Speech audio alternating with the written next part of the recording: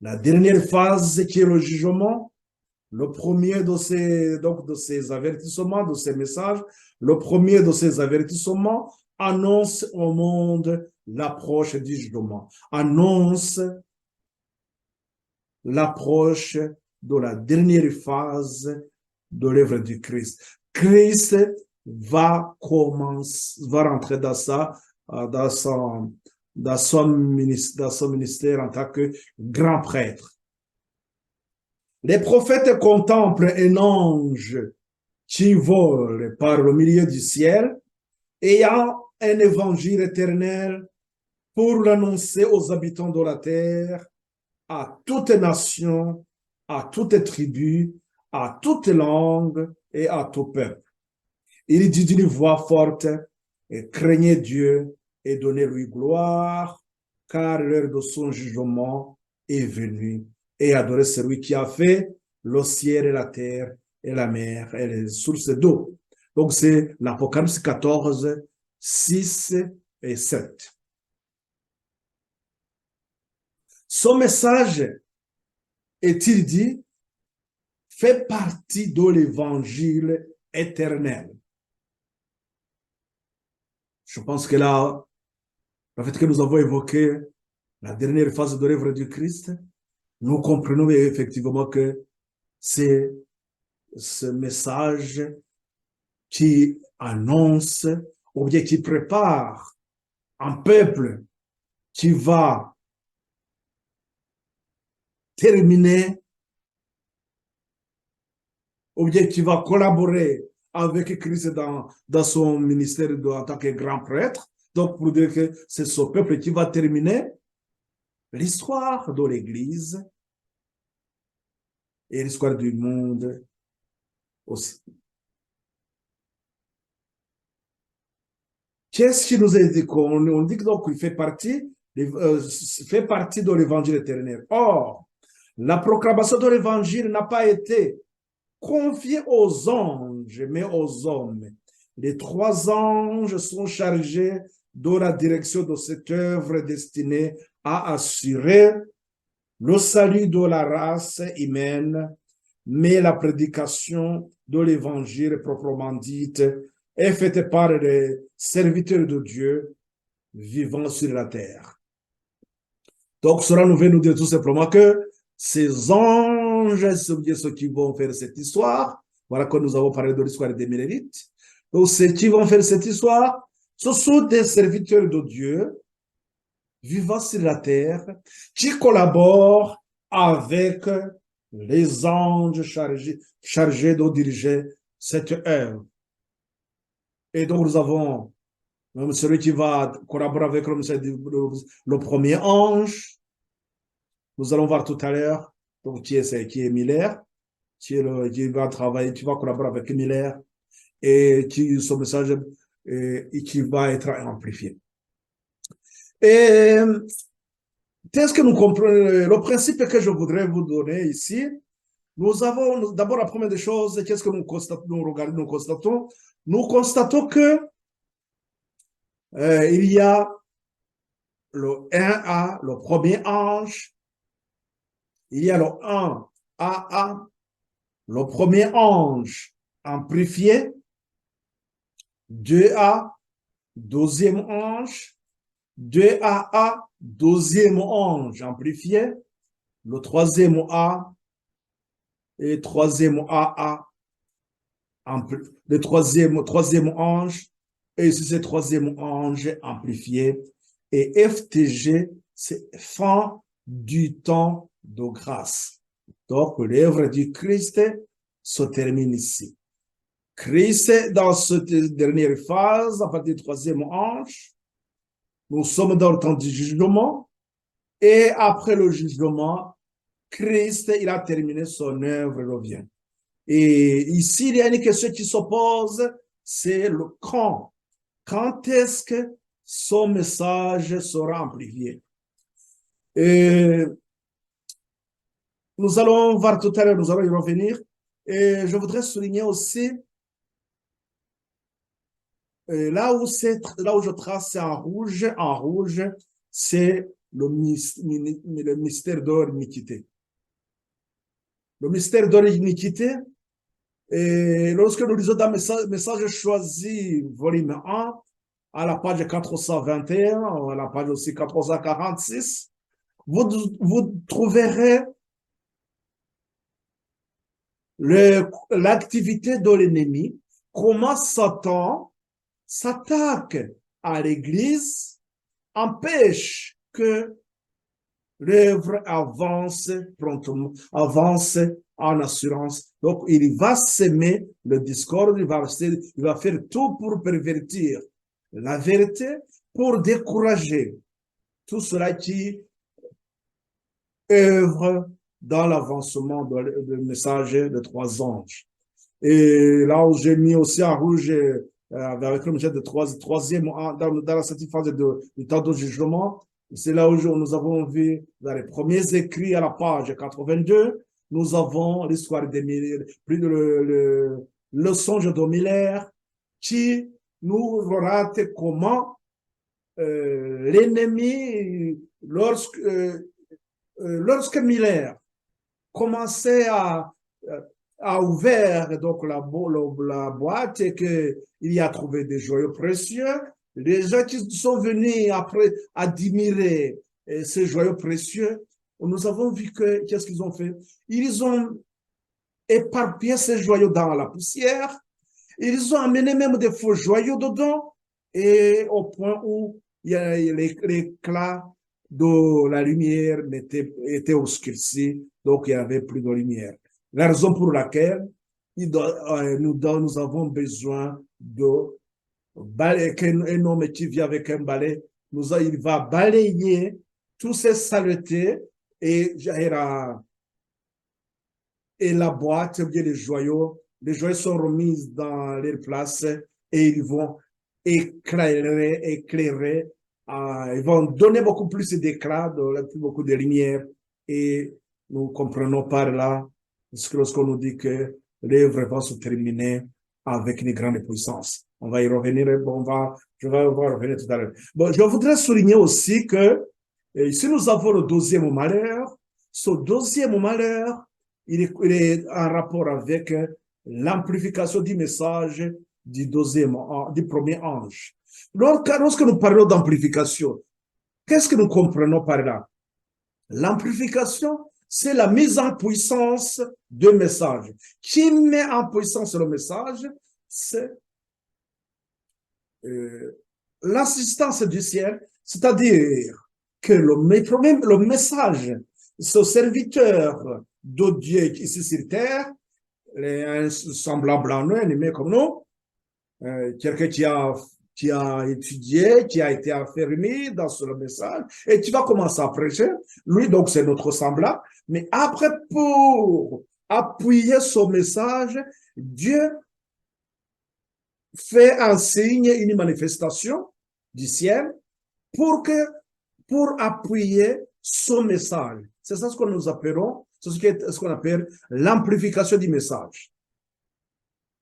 Donc, vous voyez bien que le principe que je vais vous expliquer, que je voudrais que vous prêtez attention, c'est ce principe qui, lorsqu'un message est donné, lorsqu'un serviteur de Dieu, ici sur terre, l'annonce, Dieu, il utilise un événement pour amplifier son message. Et lorsque le message est amplifié, il y a beaucoup plus de monde qui adhère au message. Donc, ça donne une puissance à l'œuvre. Donc, c'est-à-dire que le message du premier ange a été amplifié. Le message du deuxième ange a été amplifié. Le message du troisième ange doit être amplifié aussi. Voilà que c'est ça, ce principe que je voudrais comprendre. Mais la question qui se posait, c'était quand est-ce que ce message sera amplifié? Ou bien il sera amplifié par quoi? Nous savons qu'il sera amplifié par l'Apocalypse 18. Et l'Apocalypse 18 revient pendant cette période où nous avons un temps de tiédeur parce que nous sommes dans la période de la Odyssée. La Odyssée, l'église de la Odyssée, c'est une église qui vient après Philadelphie et Philadelphie qui vient après Sardes. C'est-à-dire que lorsque nous étudions les sept églises, les trois dernières églises se rapportent au temps où nous avons le message des trois anges, le message du premier ange qui se rapportait, qui concernait cela de ce temps de Sardes, et c'était donc les protestants, cela qui était dans la réforme du XVIe siècle, cette ligne de réforme qui précède, c'est l'Apocalypse 14, qui précède ce message de trois anges. Donc nous avons la ligne de réforme des protestants du XVIe siècle. On aura le temps d'y revenir pour comprendre ce qui se passe. Donc, ça veut dire que à cela, ils ont un message, donc craignez Dieu, rendez-lui gloire, le message du premier ange, et qui annonce le temps du jugement proche.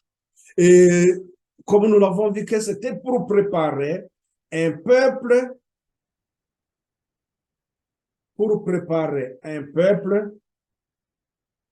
qui va se tenir debout à la fin des temps. Un peuple digne de subsister au jour de Dieu. Et pour avoir pour plus de précision, pour en guise de complément, vous pouvez lire le chapitre 12, le message choisi, volume 2, là on nous donne le cadre de ces messages de trois anges. C'est à la page en français, c'est à la page 116 jusqu'à la page 136. Vous pouvez lire ce chapitre 12. Vous aurez beaucoup plus de détails pour avoir un complément. Et donc, qu'est-ce que nous voyons quand même que ce message donc, de trois anges, c'est la dernière portion de l'évangile éternel, Genèse 3,15. Cette promesse qui a été donnée depuis le jardin d'Éden, ce message qui a été donné à Adam, cette promesse, ou bien le message du salut, le plan du salut, et ce plan du salut se termine avec le triple message d'Apocalypse 14, dont le dernier message, le message du troisième ange. Et dans ce message, et je répète encore, dans ce dernier message du troisième ange, nous avons une réforme que nous avons dans la ligne de réforme d'Apocalypse 18. Et avant de revenir sur notre tableau, je voudrais souligner que ces messages sont donnés et suivent aussi ils sont donnés d'une manière chronologique. Chaque message est placé à sa place, à une date bien précise, et on ne peut pas bouger, on ne peut pas déplacer le message et dire oui, le message du premier ange commence en tel moment, se termine en tel moment. Non, ça, c'est pas la parole de Dieu. Elle est claire, elle donne un cadre, elle nous montre que nous devons respecter justement le plan de Dieu, la façon dont il a prédit et prévu ces messages. Donc, les messages des trois anges, dans le cadre général que nous avons dans Message choisi à la page 120, il nous est dit ceci, message choisi volume 2, donc ce chapitre 12. Il nous est dit aussi, la proclamation du premier, du second et du troisième message angélique a été située chronologiquement par la parole inspirée. Pas un clou, pas une épingle ne doivent être déplacés. Je pense que là, on comprend bien cette phrase. On ne peut pas déplacer, nous allons voir ça tout à l'heure, que chaque message arrivé au moment, à une date bien précise et que on ne pouvait pas s'attendre à ce que ce message arrive avant ou après. Non, tout est bien planifié. Rien n'échappe, tout est bien ordonné par notre Seigneur. Une autorité humaine n'a pas plus de droit, n'a plus le droit de modifier la situation de ces passages que de substituer le Nouveau Testament à l'Ancien. On ne peut pas avoir ce droit de dire oui, je peux le déplacer, de même qu'on ne peut pas substituer l'Ancien Testament du Nouveau. On ne peut pas dire que oui, tout est mis en place. Chaque événement, l'Ancien Testament, les symboles, les images qui sont dedans étaient aussi donnés le moment venu, le moment opportun, le moment décidé par notre Dieu. Là, je peux vous rappeler, on peut se rappeler aussi les poteaux indicateurs que nous avons dans les prophéties de Daniel. Pourquoi donc on ne peut pas les modifier? Parce que l'Ancien Testament, c'est l'évangile en figure et en symbole. Le Nouveau est en est la substance. Donc l'Ancien Testament, dans l'Ancien Testament, nous avons des figures, des symboles, mais ces symboles vont nous montrer,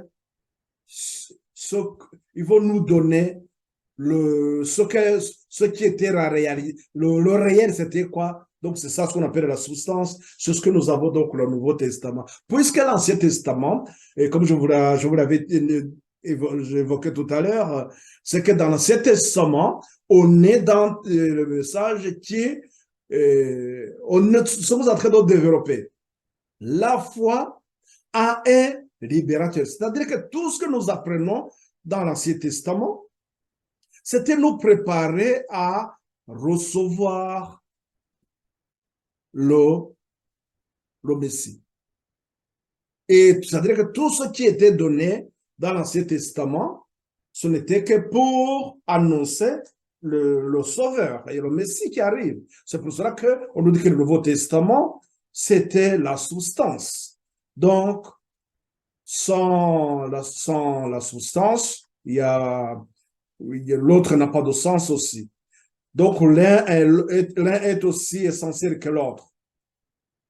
L'Ancien Testament offre des leçons issues de la bouche du Christ qui n'ont rien perdu de leur force et de leur valeur. Donc, l'Ancien, les deux se complètent. Il y a tous sont dans le même sont dans sa comment dire, ils sont ils sont appréciés à sa juste valeur. Les deux premiers messages ont été donnés en 1843 et en 1844. Nous sommes donc au temps de la proclamation du troisième. Mais tous les trois doivent encore être annoncés. Il est indispensable maintenant, comme toujours, de les répéter à ceux qui sont à la recherche de la vérité. par la plume et par la parole, nous devons faire retentir cette proclamation, montrer leur succession et application des prophéties qui nous amène au message du troisième ange. Un troisième n'est concevable que s'il y a un premier un second.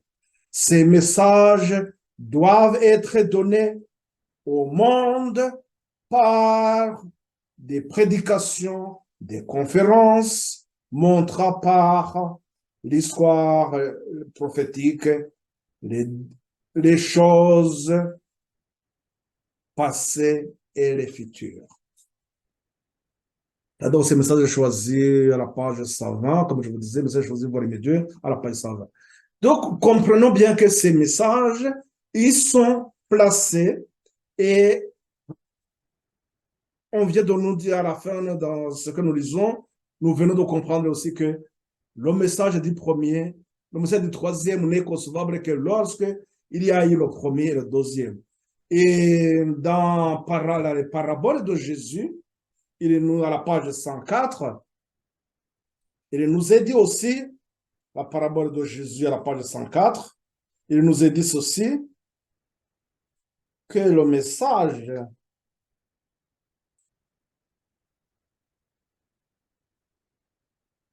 « 104 », il nous a dit ceci, qu'à chaque tournant de l'histoire, il y a un nouveau développement de la vérité et message de Dieu à la génération présente. Donc là, nous sommes dans un tournant de l'histoire. Il y a un message donc qui concerne notre temps.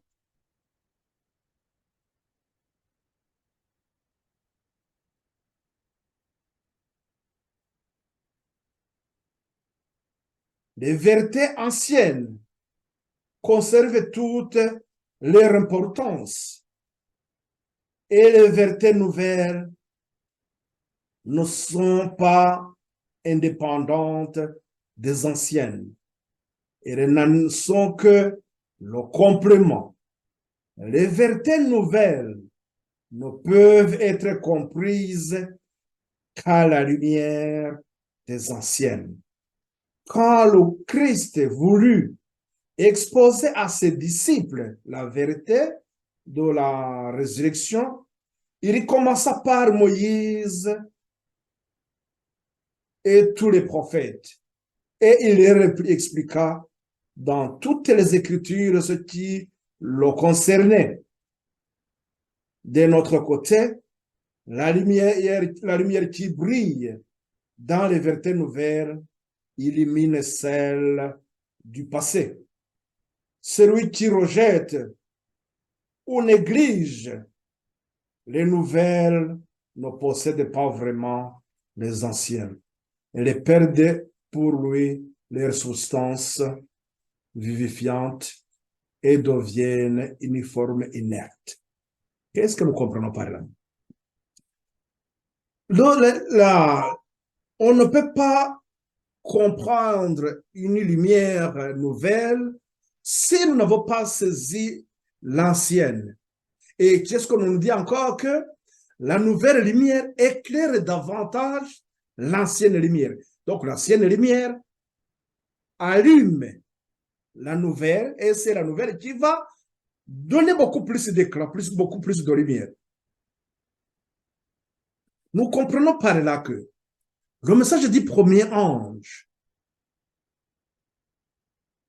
nous introduit dans le deuxième ange, mais c'est dans le deuxième message, c'est lors du message du deuxième ange que nous comprenons davantage ce qui se passe dans le message du premier ange. Et lorsque nous sommes dans le deuxième message, dans le message du deuxième ange, à la fin, nous entrons donc dans le message du troisième ange, mais c'est lorsque, quand on est dans le message du troisième ange, que nous devons comprendre davantage ce qui s'est passé réellement dans le message du deuxième ange. Et maintenant, si nous considérons les lignes de réforme, la ligne de réforme du XVIe siècle, donc la ligne de réforme des protestants, allume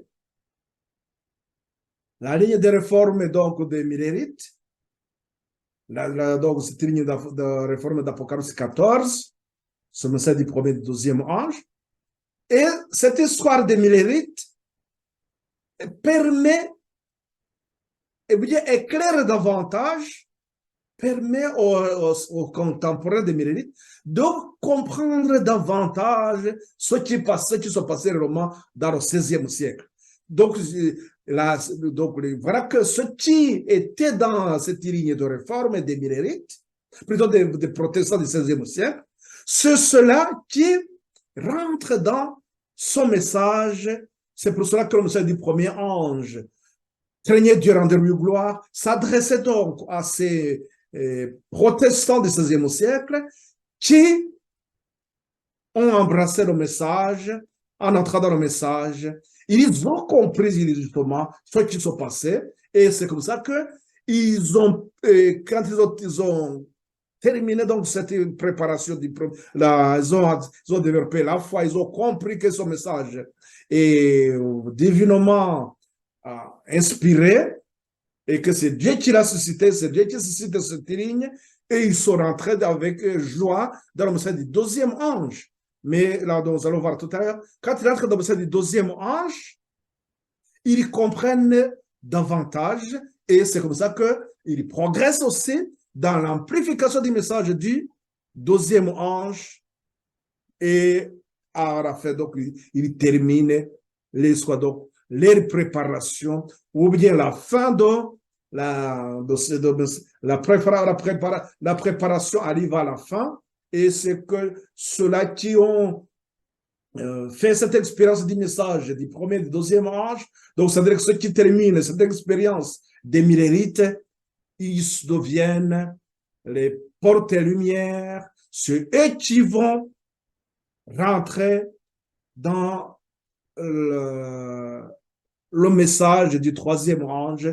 Ils ont la responsabilité, ou bien ils sont en comme mission de donner au dernier avertissement le message du troisième ange, mettre le monde en garde contre la bête et son image, comme il nous a dit le message d'Apocalypse 14, 9 à 12. Donc, je ne vais pas vous lire ça, vous pouvez lire ça vous-même. Et je pense que sur ce point, je peux me limiter là. Mais avant comme j'avais évoqué l'arrivée du deuxième malheur, et je le souligne tous les temps, si on nous dit qu'il y a eu le deuxième malheur à ce moment-là, dans la purification du message du premier ange, et que jusqu'en 1844, on n'a pas parlé du troisième malheur. Or, parmi les malheurs, les trois derniers malheurs, les trois dernières trompettes, donc qui nous parlaient des malheurs, et les malheurs, ce sont le rôle, ça rapporte au rôle de l'islam dans les prophéties. Donc, le deuxième malheur arrive. Là, je vous invite à revoir l'étude que nous avons fait, l'amplification du message du premier ange. Donc, il est en ligne, vous allez voir ça, cette amplification. Nous avons fait des calculs qui nous montrent comment ça s'est passé. Donc, qu'est-ce que nous comprenons par là? C'est qu'est-ce que nous devons nous attendre? Ou bien, qu'est-ce qui devrait normalement rester dans notre esprit? C'était de se dire, quand est-ce qu'il y aura le troisième malheur? Maintenant, nous sommes dans cette phase du troisième ange. Alors, quand est-ce qu'il y aura le troisième malheur? En se posant cette question, ou bien en étant vraiment attentif à tout cela, on devrait comprendre quand est arrivé le troisième malheur. Mes frères et sœurs adventistes, sentinelles, nous devons comprendre à quel moment est arrivé le troisième malheur. Est-ce qu'il est déjà arrivé ou bien nous l'attendons? Posez-vous des questions. Et je pense que j'ai fait une étude sur ça aussi, là où je vous parlais de l'Apocalypse 18, ou bien je parlais de la nouvelle, message de trois anges, une nouvelle lumière, message de trois anges et Apocalypse 18, sous un titre, une nouvelle lumière. Là, je donne l'explication et je réponds à cette question, le quand. Tout est répondu sur ça, cette étude-là. Je vous renvoie dans cette étude, vous pouvez regarder ça.